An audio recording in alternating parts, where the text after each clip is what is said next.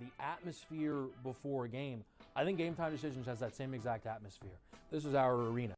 This is what we do. There is going to be an energy to Game Time Decisions that you will feel night in and night out. The excitement you get when you lock your bets in, when you're figuring out what you want to do, we can zone in on the biggest games each night. I want this to be the place that people come to before the games start so they feel as ready as possible to lock in their cards. We are going to hit every single one of those markets that you need to know about. We're gonna go through every single thing, and I've got a great team behind me that's gonna help me get the job done. There is not gonna be a better place, I promise you, than Game Time Decisions to get that new information, react to it, and be able to then bet accordingly. We will have everything at our disposal, and we will use that to our advantage. I'm Kevin Walsh. Tune into Game Time Decisions from 6 to 8 p.m. Eastern on SportsGrid.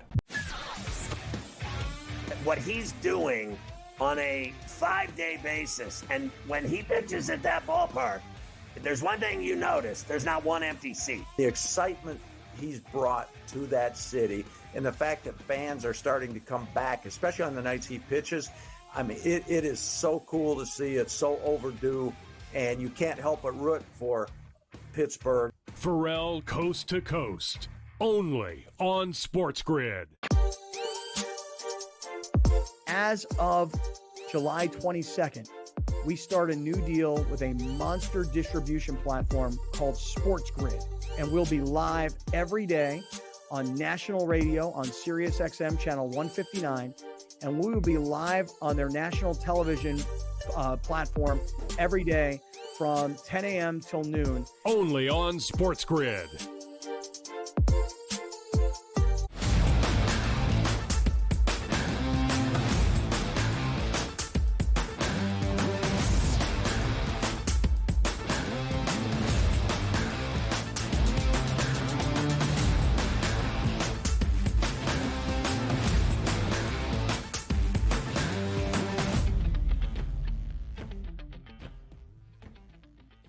Hello and welcome to a Tuesday live right here on the early line on SportsGrid and all across that SportsGrid network. It includes sportsgrid.com/watch, where you can find your favorite destination to consume everything all across the grid. He is Donnie Rightside.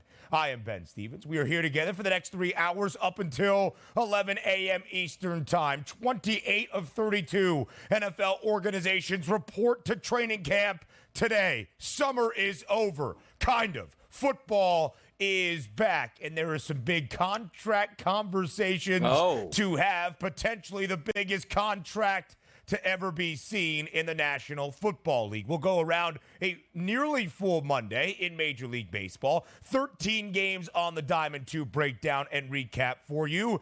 And some basketball action yesterday as well. Team USA in its final tune-up. A little bit dicey toward the end again before the Paris Olympics officially get underway on Friday afternoon.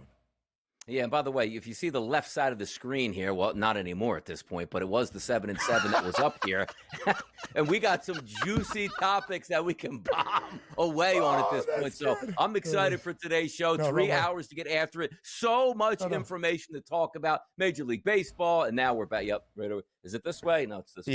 Yeah, it's that way. Okay. That way, yeah, good. Go. Okay, yeah, now we're ready. That way.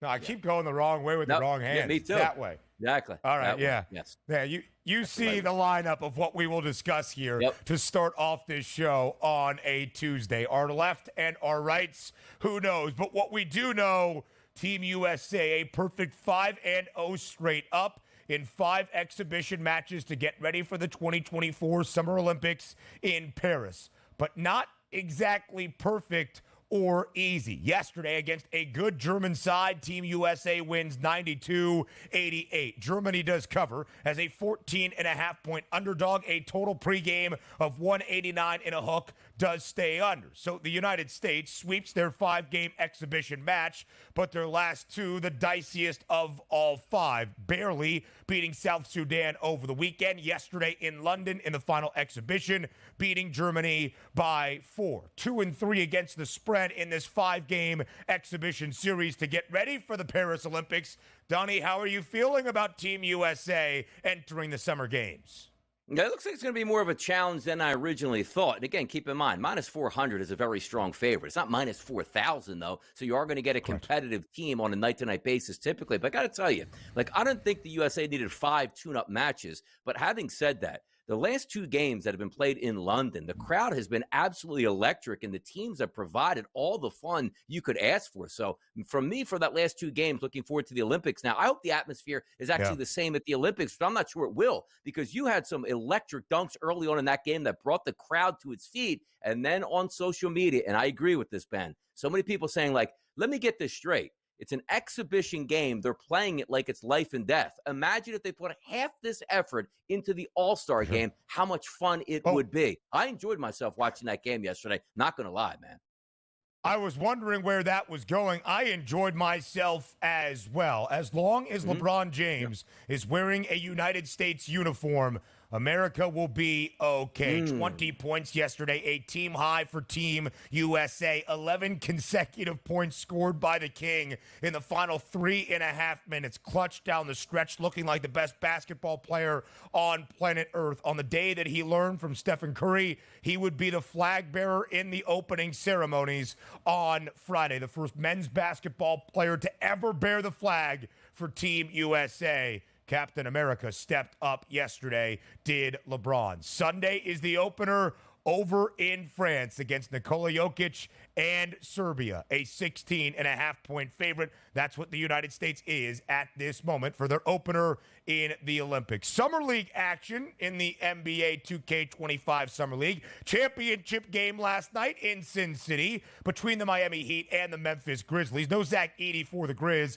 nursing an ankle injury, but the Rooks for Miami show out. Khalil Ware, 21 points, 10 boards. Pelle Larsson out of Arizona, the game-winning bucket in an Elam-style ending in overtime. 120-118. The Miami Heat Summer League team finishes off an unbeaten run in Las Vegas with a title. And look at that. You see the championship. They celebrated. They're probably going to get rings. They take a team picture at the end. Now they can go sell insurance and get on with their lives here. Exciting matchup there. Yeah. Listen, there's going to be a couple of players like Khalil Ware, like maybe Pelle Larsson, that could contribute for this Miami team. Look at them flexing right there. They did win Enterprise maybe. Well, be nice now. Come on, man. The Heat did win outright as a 2.5-point underdog. A total of 186. Guys, way over because of overtime. Fourth and final game of the extended weekend series between the Yankees and the Rays yesterday. Some day baseball in the Bronx, and New York looks darn good. A 9-1 victory over Tampa to split the 4-game set. Carlos Rodon absolutely dealt, and Juan Soto not bad at the dish either. 2 home runs yesterday. He had 4 RBIs, 5 Yankees going deep inside Yankee Stadium yesterday as the Yanks win 9-1. Yeah, we thought we had a legitimate chance to go over yesterday, and thank goodness the Yankees actually played in that baseball game because they got 9 themselves. That was a win you needed to have. There's no way you could open up the break and lose 3 out of 4 to Tampa. That's a big win for the Yanks. And now we go to Kansas City, where the hottest guy at the dish is one of the emerging superstars in the sport. He made the final of the Home Run Derby exactly a week ago from yesterday, and Bobby Witt Jr. continues. Since the All-Star break, he has recorded at least 3 base knocks in all 4 games for the Royals, and they are a perfect 4-0. 10-4 the victory yesterday over Arizona after sweeping the White Sox over the weekend. Bobby Witt Jr., since the All-Star break in the 4 games for the Royals, is batting .800. He is 12 for 15 at the dish with 2 home runs and 6 RBIs. Yesterday, just a single shy of the cycle. Bobby Witt Jr. is absolutely astonishing at the moment in Kansas City. We've said it multiple times. Sometimes forget about the matchups. Just take Bobby Witt Jr. every single night. It'll probably be profitable long-term. He is unbelievable, and you hit the nail on the head here in Kansas City, boy. You paid that guy a lot of money, and he's actually better than you thought he was. That's how you do it. The 11-year, $281 million man worth every single cent. He's got a .508 average in 15 games in July. Speaking of paying young talent, it seems that Cincinnati will not pay Jamar Chase before this season begins. or during his fourth year in the National Football League. No contract extension for Jamar Chase after 3 years of service. Very interesting in Cincy. Donnie, right side, the floor is yours. Yeah, maybe the bottom 2 or 3 owners in sports resides in Cincinnati. And the reason being is we're going to talk about a quote a little bit later in the show that Mike Brown actually said, we're not going to talk about this in season. The time to do this is the off season. Hey, bozo, it is the off season. My goodness. I don't understand it. Justin Jefferson, the highest paid non-quarterback ever in the National Football League, got his deal after year 4, so maybe that's the precedent. But knowing Jamar Chase is going to get that, if not more, average it out over the final 2 years of his rookie deal, you bozo. Speaking of deals, media deal. Turner, TNT Sports, matches Amazon's package in the new NBA TV deal inside the NBA. Not dead yet. No, this has to be kept alive. It's a national treasure here. We can't lose Shaquille O'Neal. We can't lose Charles Barkley. We can't lose Ernie. We can't lose Kenny. That show has to go on. So if a miracle needed to happen, it looks like it possibly did, we got to keep this show on the air, Ben. Some more steps to go. Amazon can match the match and maybe even up the ante. To go dollar for dollar with Jeff Bezos is a little bit scary. The second best show on TV is Inside the NBA, behind the early line, of course. Sign Stealer, August 27th, a Netflix documentary in the Untold series around Michigan's former staffer, Connor Stalions. Yeah, we better be talking about this a little bit more later in the show. This needs an entire segment so I can go absolutely off on Connor Stalions and Netflix from what I appear to see what's happening. The showrunner quote tweeted my tweet yesterday. We'll talk about it later. More TEL next.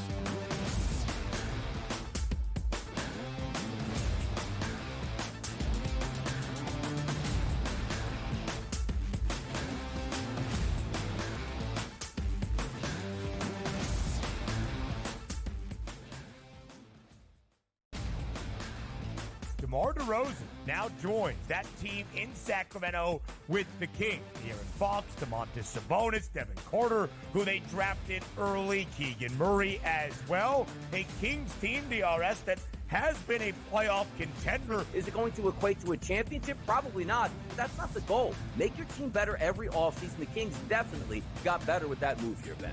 The Early Line, only on SportsGrid. Where are you at in terms of a starting lineup, what you want to see from Team USA? I think he'll get guys involved, and then there's your lockdown defender at the point guard, the point of attack, right? I do like Curry. I would then go with Ant. I like Ant over Booker. I think if you look at the way the Canada game was, they looked kind of slow starting, and then they kind of got rolling. Game time decisions, only on SportsGrid. He talked about Major League Baseball and its rule, or actually its relationship with sports betting and gambling. Integrity is the foremost concern, and a lot of people are questioning that given all the scandals, right? There's Mercano, there's Pat Hoberg, one of the best umpires in MLB, suspended right now. We don't exactly know what he did, but he's been disciplined, and he hasn't umpired a game this year. Newswire, only on SportsGrid.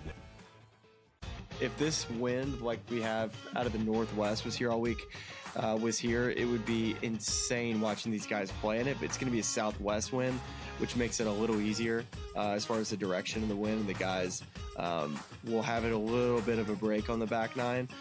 But it is such a fun golf course, one that I really do think tests every single aspect of your game. Only on SportsGrid.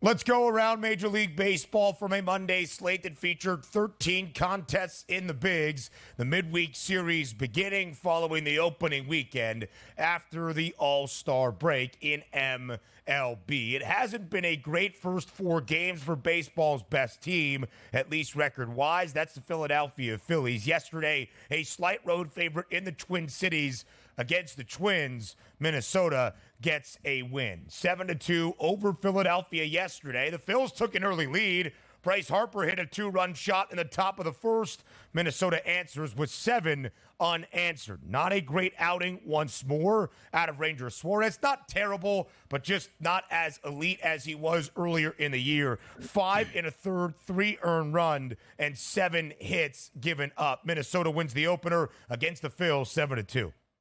Yeah, Phillies got crushed in this game. No way to beat around the bush. Ranger Suarez, you're right, wasn't good, wasn't great, just average. And sometimes average should be good enough with that Phillies lineup. And you couldn't have started any better. You had Bryce Harper with a 2-run bomb in the first inning, 2-0, give Ranger Suarez a little bit of heat moving forward. And he did have a shutdown inning in the first and second, but then the bottom sort of fell out. But one was so much going to look at the Phillies pitching, right? Giving up the 7 runs. Let's take that out of the equation. You're not going to win very many baseball games. You get 1 base hit or your final 27 batters. So they went ice cold after that Harper home run. And quite frankly, that's the most disturbing thing about this game, not Ranger Suarez, who you're hoping to bounce back here. Not a great performance, but then again, I guess the Phillies sometimes need to, light a fire under you, because the Atlanta Braves look like they're just going to careen out of control and not put any pressure on the Phillies. But you still have to win some of these games against quality opponents. The Phillies will. They have 63 wins on the season. They will be fine. But yesterday, getting up 2-0, you thought that was a great start. It wasn't. That was a bad game for the Phillies overall.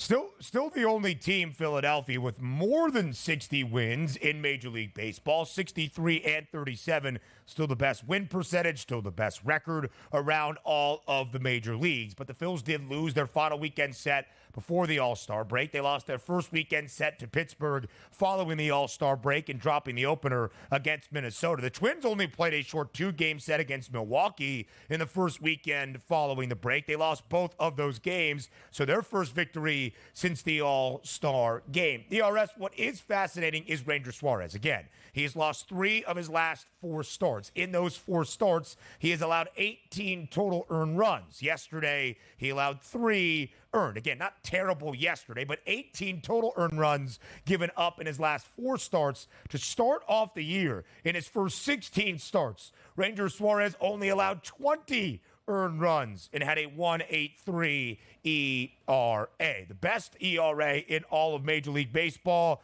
That belongs to Reynaldo Lopez, despite suffering a loss yesterday. He did allow 4 earned against the Cincinnati Reds and was outdueled on the other side by Cincy's all-star in Hunter Green. But back into the innings requirement, DRS, so that 2.12 ERA for Lopez is still the best in MLB. However, Cincy takes the opener against Atlanta as a road underdog in the ATL, winning 4-1.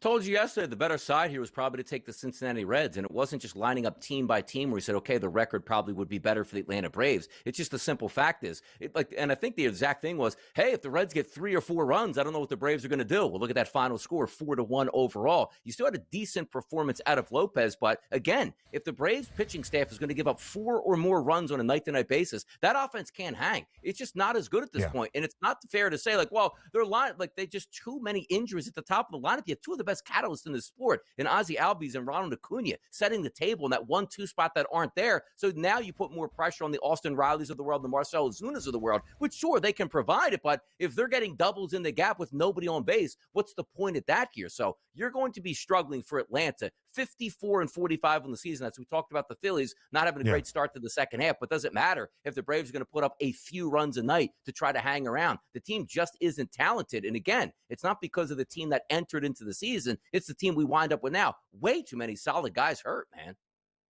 The Braves have lost 3 straight. The Reds had entered this series being swept over the weekend by the Nationals. They had lost 8 of their last 13. They get the victory yesterday. 4-1 the final. Low total of 7.5 pregame.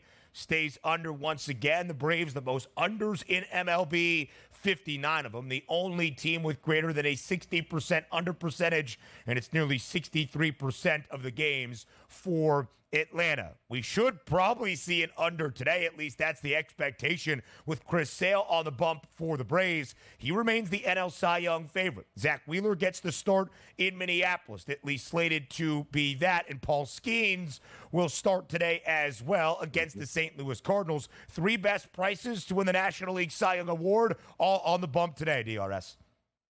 Yeah, you know what? It's going to be fun to watch this play out because I think Zach Wheeler, depending on what we see, because before the All-Star break, the reason why he didn't pitch in the All-Star game and didn't pitch the Sunday before the All-Star break is a little bit of a back spasm flared up. Now, obviously, he's pitching today. They gave him the maximum amount of time you can have without going on to the IL itself. Yeah. He should be rested and ready. If he's dominant tonight and picks up a win against the Twins, I'm going to move him into the favorite here. But the reason why I look at that plus 190 price and don't yet want to bet it is I don't want to see this game tonight 4 2/3 innings pitched, 4 earned runs because something is actually wrong with his back. Now, sometimes as a fan of a team, you sort of get overinvested and say, oh, no, the sky is falling at this point. All you're looking for is a solid outing out of Wheeler tonight, and I think he has the upper hand. Skeens plus 550 price. Look, it's going to be interesting down the stretch because, again, if the Pittsburgh Pirates came out, Ben, and told us Skeens is going to pitch no matter what down the stretch, he would go from plus 550 to plus 250 at that point because that's the struggle you're having now. But I think the ball right now really is in Wheeler's court, and I'm interested to see what he provides tonight for the Philadelphia Phillies.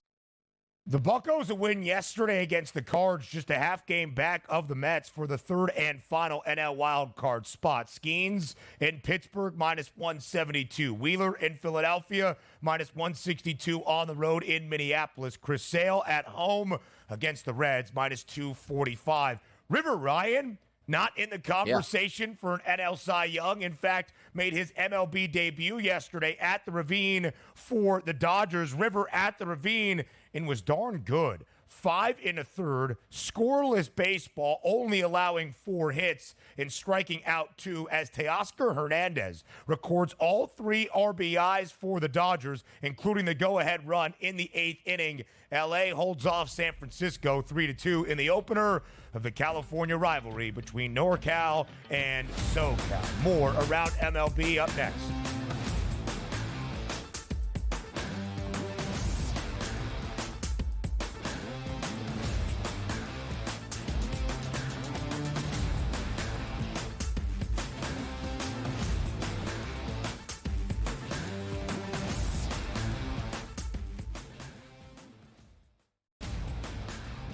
DeMar DeRozan now joins that team in Sacramento with the Kings. De'Aaron Fox, Domantas Sabonis, Devin Carter, who they drafted early, Keegan Murray as well. A Kings team, DRS, that has been a playoff contender. Is it going to equate to a championship? Probably not. That's not the goal. Make your team better every offseason. The Kings definitely got better with that move here, Ben. The early line. Only on SportsGrid. Where are you at in terms of a starting lineup, what you want to see from Team USA? I think he'll get guys involved, and then there's your lockdown defender at the point guard, the point of attack, right? I do like Curry. I would then go with Ant. I like Ant over Booker. I think if you look at the way the Canada game was, they looked kind of slow starting, and then they kind of got rolling. Game time decisions. Only on SportsGrid. He talked about Major League Baseball and its rule, or actually its relationship with sports betting and gambling. Integrity is the foremost concern, and a lot of people are questioning that given all the scandals, right? There's Mercano, there's Pat Hoberg, one of the best umpires in MLB, suspended right now. We don't exactly know what he did, but he's been disciplined, and he hasn't umpired a game this year. Newswire. Only on SportsGrid. If this wind, like we have out of the Northwest, was here all week, it would be insane watching these guys play in it. But it's going to be a southwest wind, which makes it a little easier as far as the direction of the wind. And the guys will have it a little bit of a break on the back nine. But it is such a fun golf course, one that I really do think tests every single aspect of your game. Only on SportsGrid.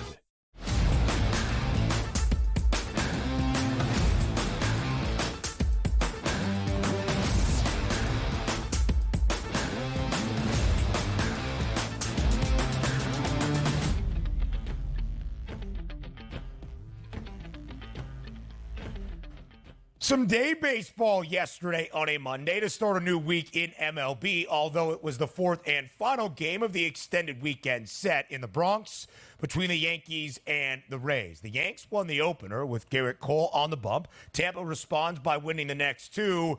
The Yankees win the fourth and final to force a split behind 10 strikeouts from Carlos Rodon and 5 home runs in total from the Yanks as they hit a ton yesterday. Juan Soto hit 2 home runs and had 4 RBIs. Anthony Volpe, Austin Wells, DJ LeMahieu also hitting home runs as the Yankees split that 4-game set with a 9-1 win in the finale, booked as a hefty -176 home money line favorite with some day baseball in the Bronx. Yeah, kind of interesting where your leadoff hitter goes 0 for 5 with 3 Ks, doesn't get on base, but Soto and Judge really pick it up after that. That was a great performance at the plate for the Yankees on a nice day in the Bronx where the wind was slightly blowing out, 80-degree temperatures. And if you can get a Carlos Rodon start that is going to give you 10 strikeouts and absolutely being dominant, the guy they expected to get on the free agent market, that is going to help them. And when we talk about coming up to the trading deadline, sometimes just your better players or expected better players performing at the tempo and at the peak that you thought they would be, that may be the best addition at the trade deadline you can get. That was a fantastic performance. 7 innings pitched, 1 earned run, and 10 Ks in a game you absolutely needed to have. I liked what I saw out of the Yankees yesterday. And it's why I keep saying I don't give up on them. I still think they're the best team overall in the American League. But if you can get, again, Carlos Rodon on board to be that type of pitcher down the stretch, that is going to be a real help to the Yanks.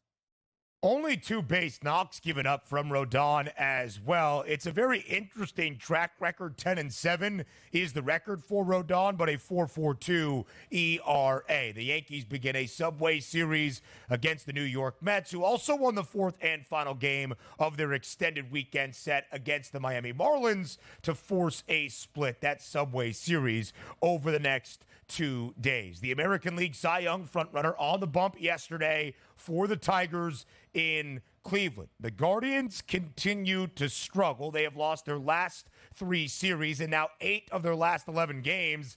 And the Tigers continue to triumph. They've been victorious in 12 of their last 16. Yesterday, road money line favorite against the AL Central leading Cleveland Guardians in the land.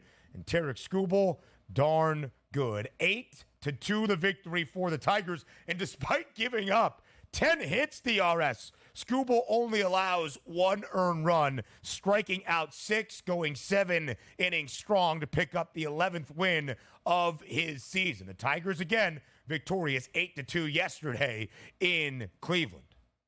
Yeah, we thought the Tigers were the better side here. Now, granted, Carlos Carrasco hasn't been a great pitcher overall, but his analytics were starting to shape up. But again, it's that Tigers lineup here that we laughed at for most of the first, the 60 days of the season actually coming alive. Because you look at both teams yesterday, they did each get 12 hits, which is kind of crazy, only to plate 1 run. So when you look at Tarek Skubal's final numbers and you say non-analytically, boy, that was fantastic. Analytically, it wasn't very good at all, giving up 10 hits over 7 innings at that point. But they still picked up the victory, and he was able to work around it, which says something. But also 2 of 14 with runners in scoring position for the Guardians. That's really what did them in. A couple clutch base hits. Right. This game might have been closer, but the Tigers now a game out of being 500 here, and the Guardians, let's just see if they can get out of that slump at the plate. But having said that, again, they got 12 hits. They just didn't cash in when they needed to. Detroit has won 12 of its last 16. All of that kind of surrounding the trade speculation around Tarek Skubal. The Tigers trying to be competitive with the American League Cy Young favorite, -135. Skubal now 11-3 this year with a 2.34 ERA. The only thing maybe holding him back from running away with the Cy Young Award in the American League is the potential he might not finish the year in the AL. Let's keep it on an American League Central team with a guy hotter than fish grease at the dish. Bobby Witt Jr., all 4 games for Kansas City since the All-Star break, has recorded at least 3 hits. He is batting .800, 12 of 15 in this span. It is absolutely ridiculous. He is batting better than .500 in the month of July as KC plates 10 yesterday in Kauffman to open up their midweek set against Arizona with a victory. Aaron Judge has been absolutely sensational this year and deserving of being in the MVP conversation and being the front runner. But if you did remove him from the equation, Bobby Witt Jr. is now hitting .341 on the season. And let's just say if he plays great baseball down the stretch and he's hitting over .350 or .360 for the season, he might enter into that conversation in September. A home run and 3 RBIs to lead Kansas City yesterday. Some basketball talk next.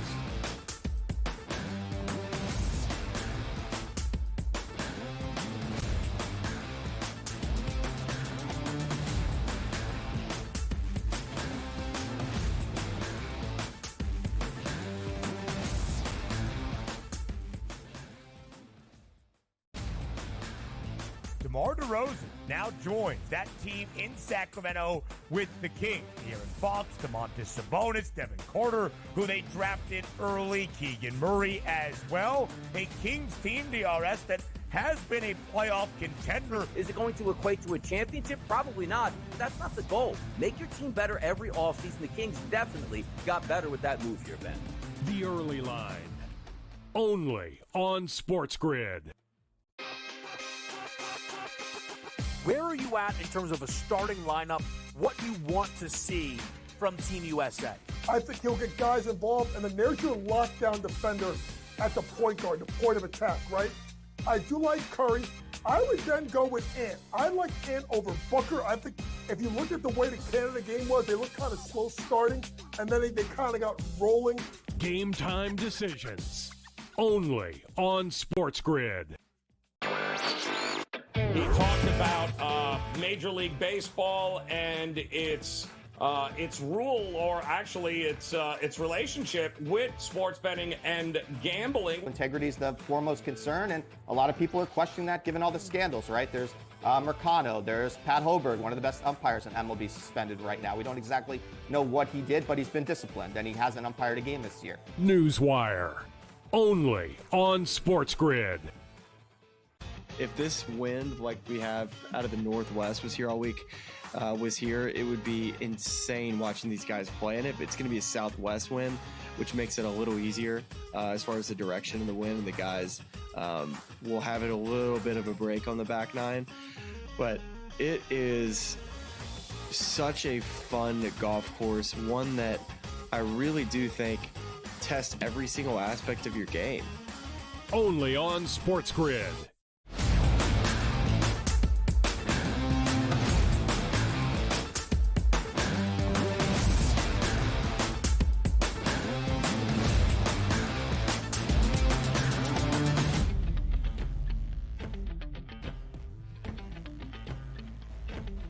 Live right here on this Tuesday on the Early Line on SportsGrid. We are just a few days out from Friday.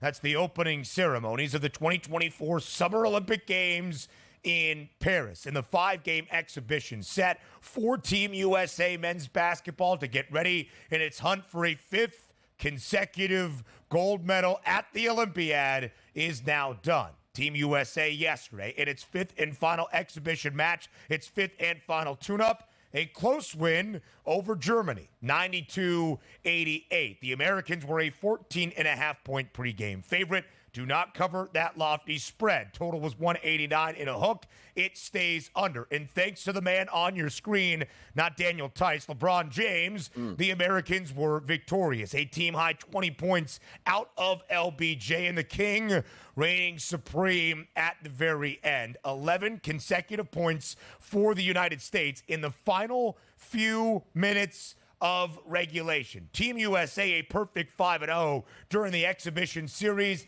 but not necessarily the smoothest 5-0 you've ever seen.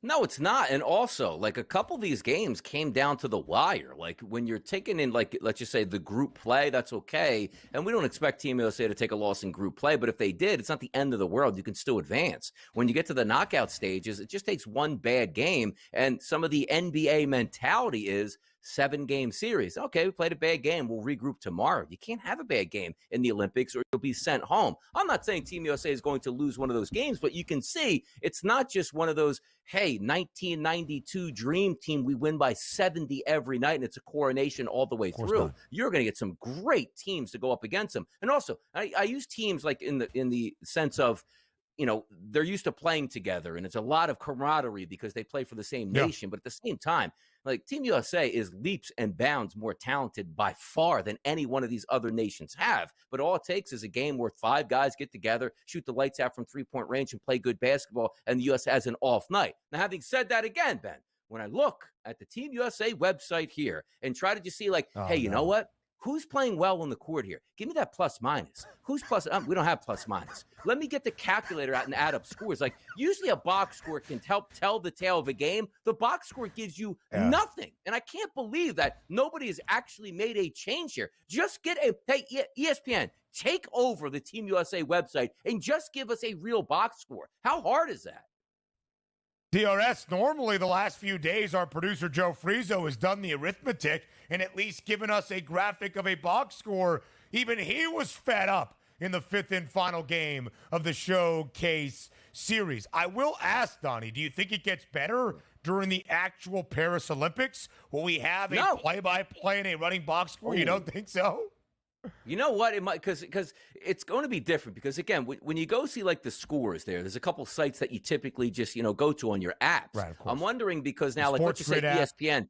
Yeah, exact. SportsGrid app, ESPN, CBS, whatever app you use, there's usually a drop-down box that allows you just to view it. But the Team USA website is the only one to get to. And by the way, also, I'm telling you right now, I really have a passion for this when I know it sounds like nonsense and I might be an idiot sometimes. But when I'm watching the game, I want to watch the box score and the game at the same time. And you go to the Team USA website, you once again would have never known Team USA was actually playing a basketball game yesterday on their own website.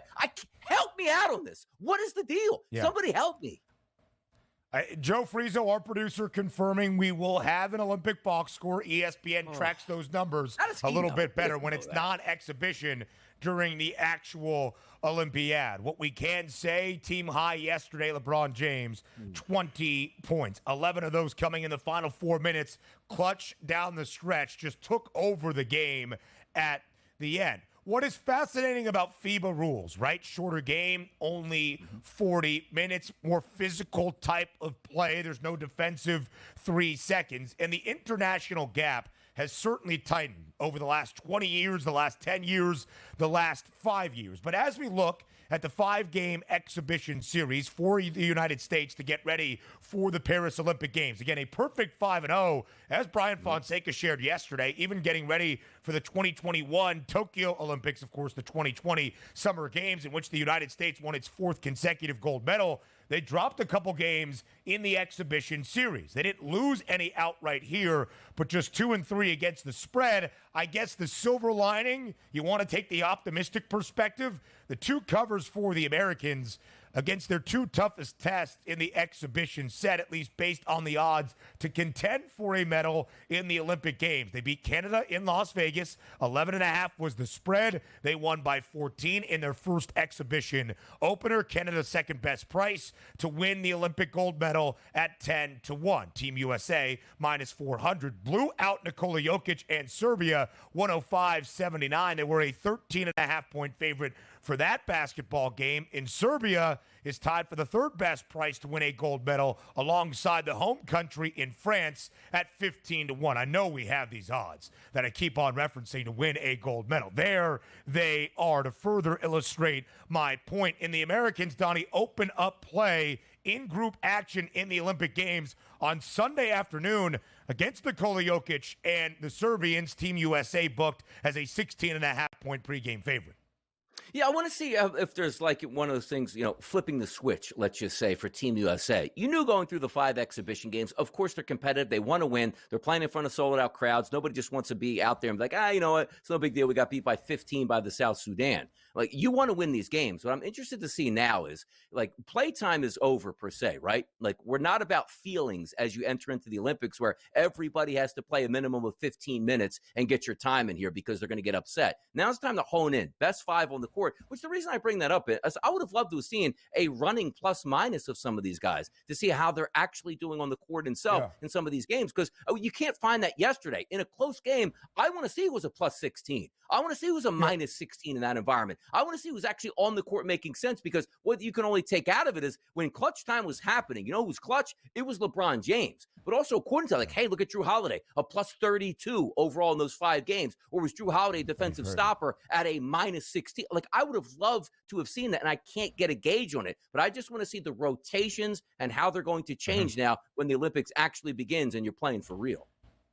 And all of this needs to be figured out, right? What those rotations are, what your starting five is game to game, if it's going to change based on matchup, and a couple of hiccups maybe roster-wise. Kawhi Leonard pulling out for Team USA for whatever reason. Derek White added in. Kevin Durant back at practice, but did not record a single minute during any of the 5 exhibition matches dealing with that calf injury. He is expected, that being KD, to be ready to go on Sunday for the Olympic opener against Serbia. More in basketball yesterday out in Las Vegas, in Sin City, the Summer League title game between the Miami Heat and the Memphis Grizzlies. The last 2 unbeaten teams in Summer League action in Las Vegas, facing off for a trophy, and it goes to the Heat in overtime, 120-118. Pelle Larsson, the rookie out of Arizona, in an Elam ending. That means not timed ending, but playing to a certain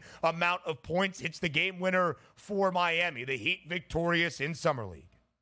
I mean, I love the picture. I can't get they're holding up their fingers for like number one. Like, what did you guys go 2-1 in the Summer League and won the thing? I mean, what is this? I mean, come on now. I understand. Like, it's like, hey, we need pictures and trophies for you. I didn't watch a ton of it live. I don't even know how many games they played, but I can't imagine playing more than 5 as their number one in the Summer League. Stop the madness, man. Enough. It's Olympics are going on. But what do you want them to do? Intramural dodgeball teams, when they win a championship, go like one. Like I want them to put T-shirts on at the end of the game. 7-on-7 scrimmages in high school put up a 1. We didn't have 7 and 7. That's how old I am at that point. Started after I left, so get it right. But having said that, like, put the T-shirt on of the job you're going to take. Like, some guys with UPS, some guys with FedEx, some guys with Enterprise. You know what I mean? Some guys McDonald's. I mean, come on now. There. Yeah, exactly. That's going to enter into the workforce. Jackson and Jake LaRavia. Exactly. Khalil Ware, one of those guys is probably going to be a 21 producer right here at the SportsGrid Network. So get ready. There you go. Yeah, baby. We'll be right back. You ain't missed nothing yet, people. Come on now.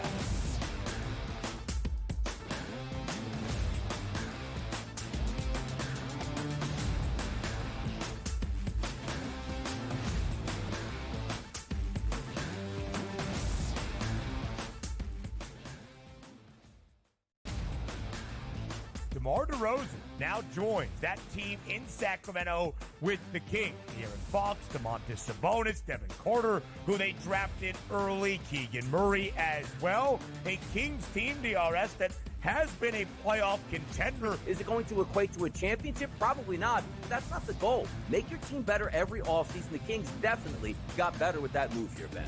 The Early Line. Only on SportsGrid. Where are you at in terms of a starting lineup, what you want to see from Team USA? I think he'll get guys involved, and then there's your lockdown defender at the point guard, the point of attack, right? I do like Curry. I would then go with Ant. I like Ant over Booker. I think if you look at the way the Canada game was, they looked kind of slow starting, and then they kind of got rolling. Game time decisions. Only on SportsGrid. He talked about Major League Baseball and its rule, or actually its relationship with sports betting and gambling. Integrity is the foremost concern, and a lot of people are questioning that given all the scandals, right? There's Mercano, there's Pat Hoberg, one of the best umpires in MLB, suspended right now. We don't exactly know what he did, but he's been disciplined, and he hasn't umpired a game this year. Newswire. Only on SportsGrid.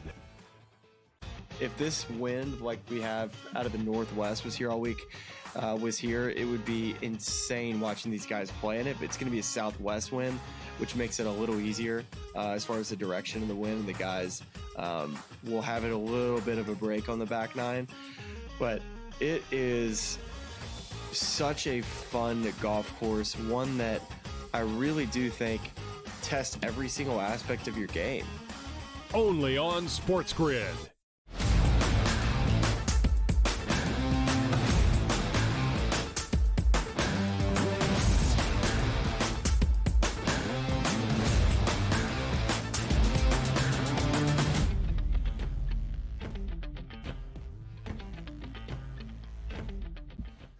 "28 of 32 NFL teams have reported to training camp as of today. Hope you enjoyed summer. You still have another month of it, but football is here as well. We welcome you back to this Tuesday on the early line. 4 more teams still need to show up to camp tomorrow. That's the Atlanta Falcons, the Dallas Cowboys, the Indianapolis Colts, and the Pittsburgh Steelers. But 28 of 32 in camp, including a team, DRS, that showed up to camp in Green Bay, Wisconsin on Sunday afternoon. That was the Packers. Their quarterback, Jordan Love, was there as well, but still in an ongoing contract negotiation with the Packers brass, and no deal has been reached at this moment.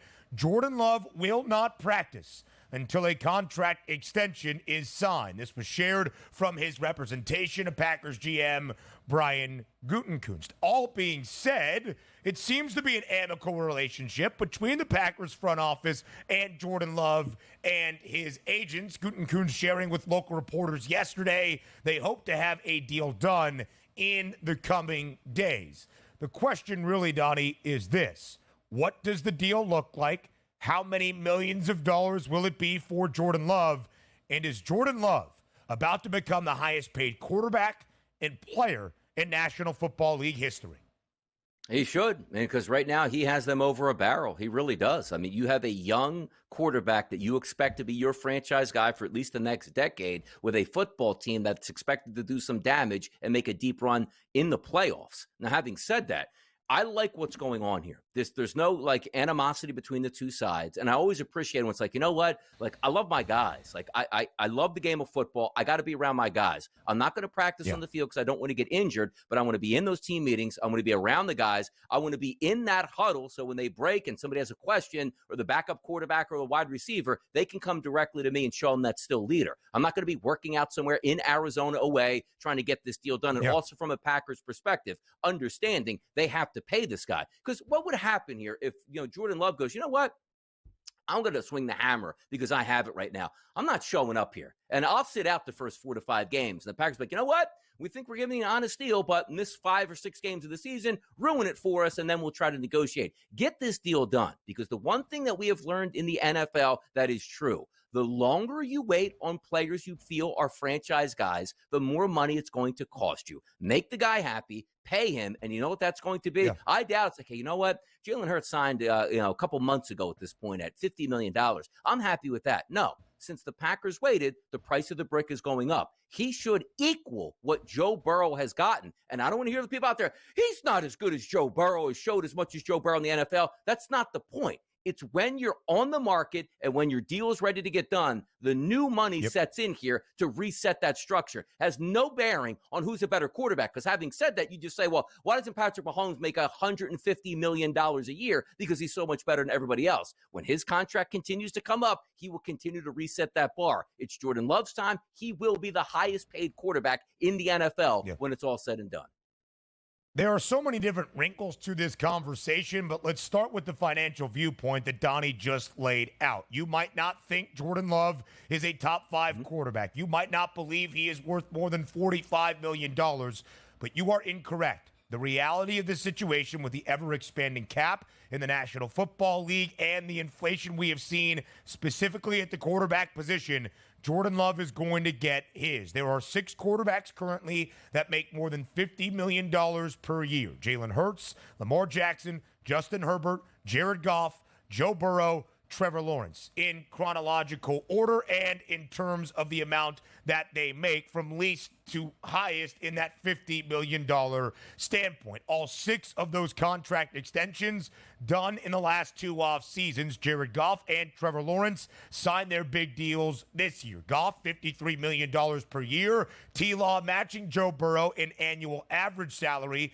at $55 million per year, the highest in the history of the National Football League. The expectation is that is the floor for Jordan Love, probably surpassing it. Yes, there is differences in how the deal is structured or guaranteed rates, but that is the expectation. And this is not a holdout, as Donnie mentioned. He is not in Cabo right now waiting for his new deal. He is there. He is in meetings. I expect this to happen by the time the first week of training camp is out for Green Bay. That's the next coming few days. And Donnie, Jordan Love's contract position is a little bit more unique than just a first-round draft pick who is about to enter year number 5 in the NFL. He sat on the bench behind Aaron Rodgers in his first 3 years in Green Bay after being taken in the first round in the 2020 NFL Draft. The Packers did not, at that point, pick up his fifth-year team option, which the organization has to do before the player's fourth year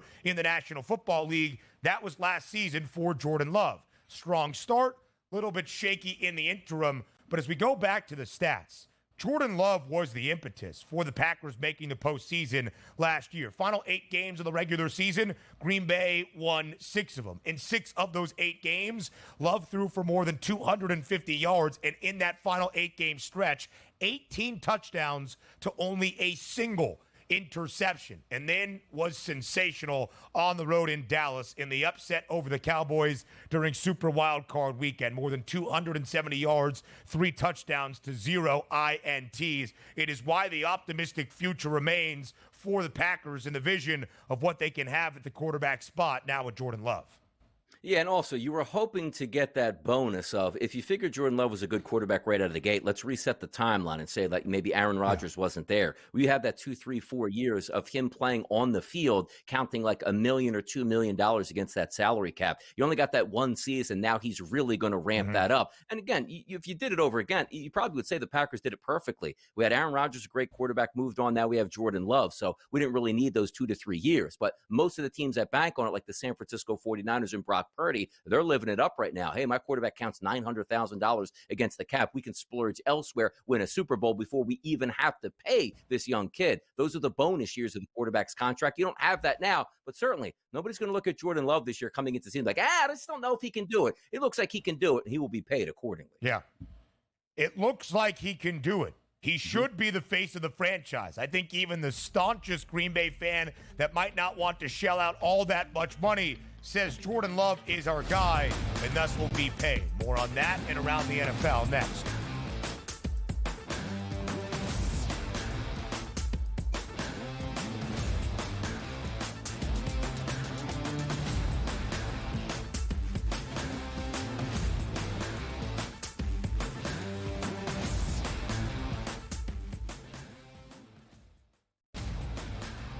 DeMar DeRozan now joins that team in Sacramento with the Kings. De'Aaron Fox, Domantas Sabonis, Devin Carter, who they drafted early, Keegan Murray as well. A Kings team, DRS, that has been a playoff contender. Is it going to equate to a championship? Probably not. That's not the goal. Make your team better every offseason. The Kings definitely got better with that move here, Ben.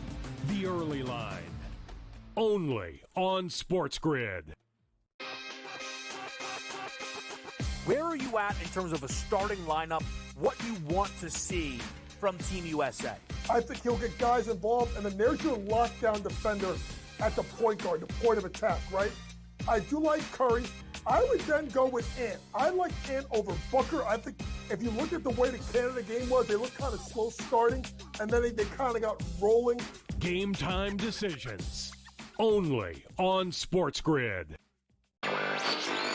He talked about Major League Baseball and its rule, or actually its relationship with sports betting and gambling. Integrity is the foremost concern, and a lot of people are questioning that given all the scandals, right? There's Mercano, there's Pat Hoberg, one of the best umpires in MLB, suspended right now. We don't exactly know what he did, but he's been disciplined, and he hasn't umpired a game this year. Newswire. Only on SportsGrid. If this wind, like we have out of the Northwest, was here all week, it would be insane watching these guys play in it. But it's going to be a southwest wind, which makes it a little easier as far as the direction of the wind. And the guys will have it a little bit of a break on the back nine. But it is such a fun golf course, one that I really do think tests every single aspect of your game. Only on SportsGrid.